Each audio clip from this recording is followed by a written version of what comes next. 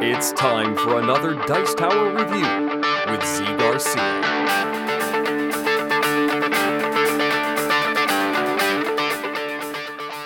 Hey everybody, today I'm taking a look at a historically themed cooperative game called Black Orchestra, in which the players are attempting to put together a plot to assassinate Hitler and pull that plan off. This is, as I said, based on history, on real events, and this has been the theme for several high-profile movies. And so now we have a game based on that theme.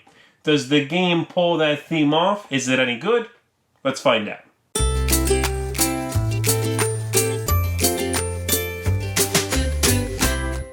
So here's what the game looks like, mostly set up, ready to begin. We have Hitler and the deputies have been set up around the board. We have put the items out randomly in all the designated spots. The decks of cards have been shuffled and dealt with.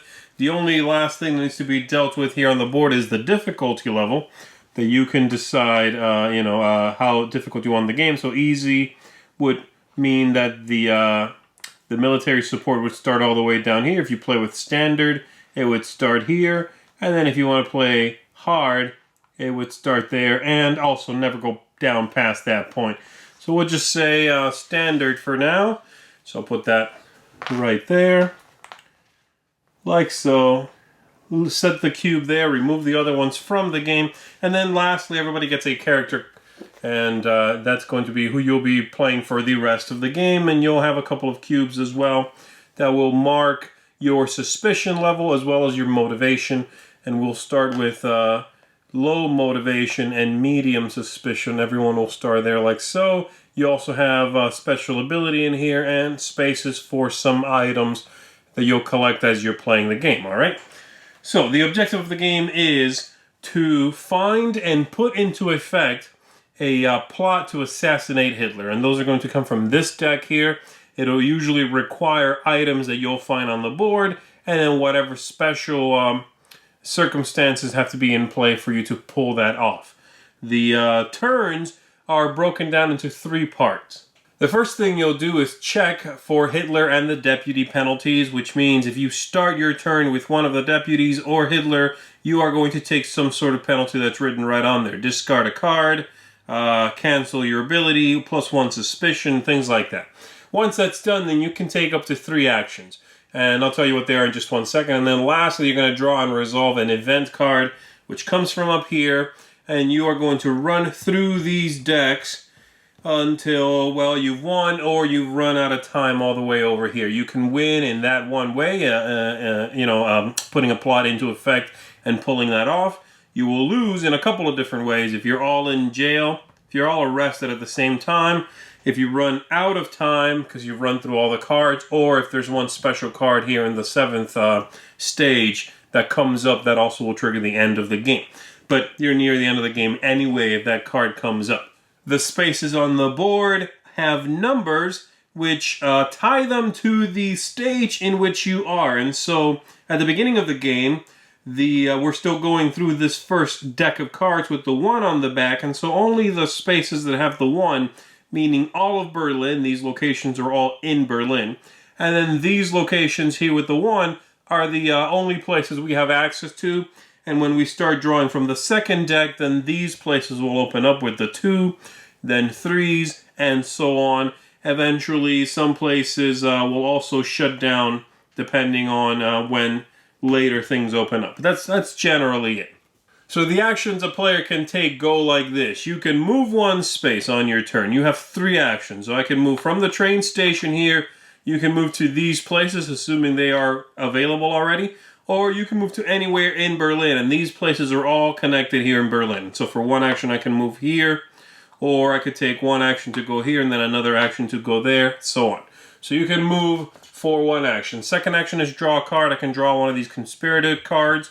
Up to my hand limit there. The players, depending on their level of motivation, that limits how many cards you can hold. And so if you are timid, your hand size is 2. If you go up to skeptical, then that hand size is going to go up depending on the number of players. Once you move up to positive motivation, then you have a special ability that clicks on for you. Committed means you can start using plot cards, and then zealous means you can use reckless plot cards, which are specific plot cards that have that keyword reckless. And so you can draw a card. That can be one of your actions. You take the card and you put it into your hand. You put it on the table, in fact. And so this one, for example, is one of the plots. That will be one that you can put into effect if you have all the required elements and then optional elements which are going to allow you to roll better and achieve the objective there. I'll show you one of these in depth in just a second. So I'll just put that back for now. Next action you can take is play a card. If you have a card that would be allowed to come into play, you can play that card. You can share an item or you can share a card. These are the items. You can search your location, which is flip the item. And so if I take this player, for example, took their 2 actions to get here, they can search this location by flipping these up. They've found poison there. You can procure the item, which means taking a revealed item. So revealing it and taking it is 2 separate things.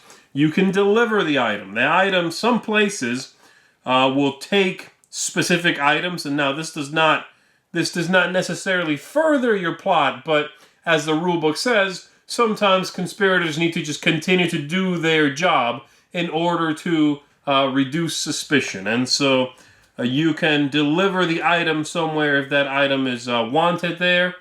You can release a conspirator from jail if someone has landed in jail. And lastly, you can do conspire. Now, the conspire left for the end, very specifically because when you conspire, you can do it once per turn. You're going to decide how many of your actions you'll spend to conspire.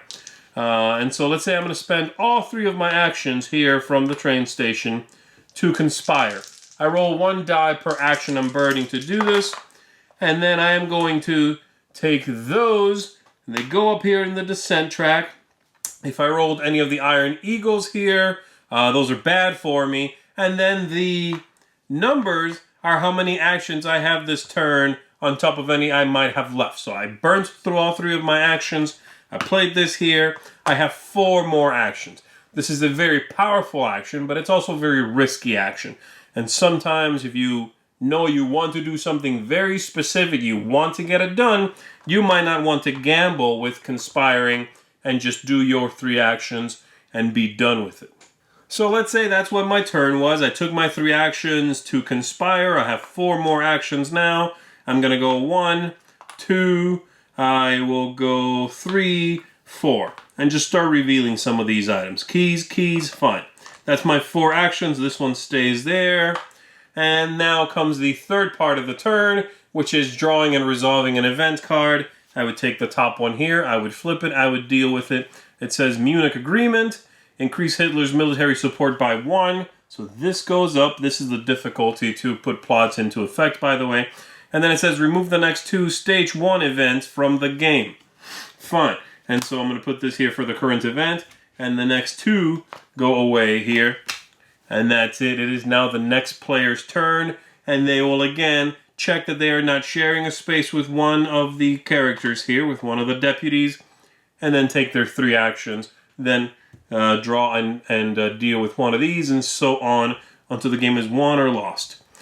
The plots here. Let's take a look at one of these, so you can so I can give you just a closer look at that, and you understand how those work. They come in several different kinds. They'll have a letter that tells you what the plot is, and they tell you some required elements right there. So the things that must be true for you to enact this plot. So in this case, Hitler has to be in a non-fortified space, which are some spaces on the board, etc., etc. And then over here you have the optional elements like poison, map, signature, and so on. Once you find those things, the required ones, of course, have to be true, but the optional ones are definitely something you want to have to roll more dice. Once you put this into effect, you are going to roll some dice here. And you are trying to get a specific number of these without getting a very specific number of these. The number of those you can get is based on your suspicion, as you can see there. And so if you are high or extreme suspicion, even one of those will fail the plot. And so you definitely want your suspicion to be low so you can get close enough to enact the plot. And so that's basically it. And then on top of that, there's going to be some cards that allow you to re-roll, to manipulate these, things like that. If you fail, or if you win the game. If you fail, depending on how badly you fail, you might get away with it, and so they know something happened, but they don't capture you. You might keep the plot card, you might lose the plot card, or you might end up in arrested, in jail. And if that happens, then you take a slightly different turn where you're going to draw one of these cards and you are going to do something that hurts the team. You have to pick something that hurts the whole team. And so that's basically it. That really is the objective of the game, and the whole thing revolves around that concept of putting plots into effect, pulling them off, and winning the entire game. And so that should give you an idea of how the whole game operates. It also has down here a very good chart of the turn structure, how everything's going to go, what you're allowed to do. And so that's very, very helpful and largely self-explanatory. So that should give you an idea of the whole thing. Let's go back up top and let me tell you what I thought of the game.